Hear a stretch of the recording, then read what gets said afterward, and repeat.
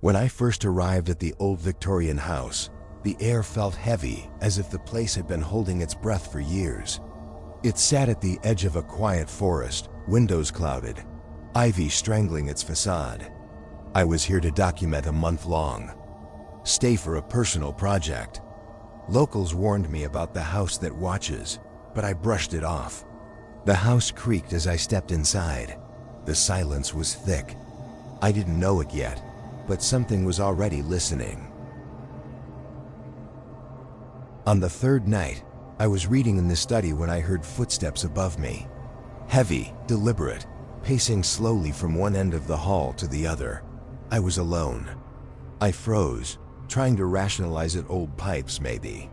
But they came again the next night, and again. Always at 2:17 a.m. I recorded the sound and played it back. The pacing stopped instantly, as if it didn't want to be heard. I discovered a locked door in the attic. Inside was a small room lined with tall, antique mirrors. Dust coated the floor, but the mirrors were spotless. When I looked into one, I saw myself, but something was off. My reflection blinked a moment, later than I did. When I turned to leave, one mirror still showed me standing in front of it, even though I'd already stepped away. I shut the door and never went back. In the west hallway, there was a section where the temperature dropped by at least 20 degrees. No drafts, no broken windows. Just a thick cold that seemed to cling to my skin. One night I stood in it too long and felt something brush my arm cold. Deliberate, like fingertips. I turned quickly, but the hallway was empty. I started avoiding that part of the house altogether. By the second week, the whispers started. They were soft and unintelligible, like a conversation in another room. At first, I thought it was wind through the cracks, but I began waking up with whispers directly in my ear. Sometimes they called my name. I recorded hours of audio, and one file caught a voice clearly saying, "You shouldn't be here." That was the first time I truly felt fear. One morning, I found the door to the mirror room wide open. I hadn't touched it in over a week. The mirrors were fogged up, as if someone had been breathing on them. In the center of the room was a chair facing one mirror. On it was a faint handprint. I didn't sit. I didn't touch anything.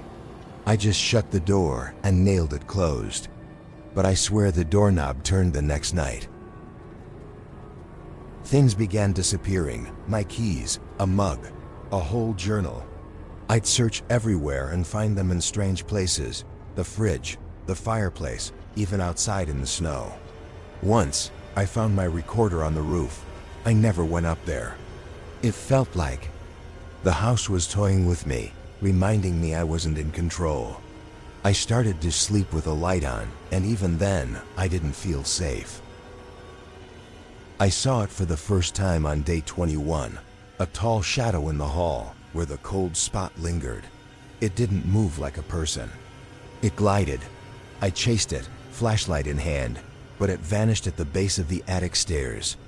That night, my dream was filled with that shape, watching me from every mirror. I awoke to find footprints of soot on the floor, leading back to the mirror room. With just days left, I was ready to leave early. Then, on day 28, I woke to every door in the house wide open, closets, cabinets, rooms I hadn't touched. Wind howled through the halls, and my voice recorder had a new message. One more night. I stayed in the car until morning, doors locked. The house loomed in my rear view, windows all dark but one. Something watched me from the attic. On day 30, I packed in silence. I didn't say goodbye.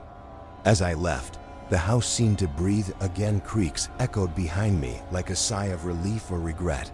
I never returned. Weeks later, I reviewed all my footage. In one frame shot in the hallway mirror, there was a figure behind me. Tall, dark, watching.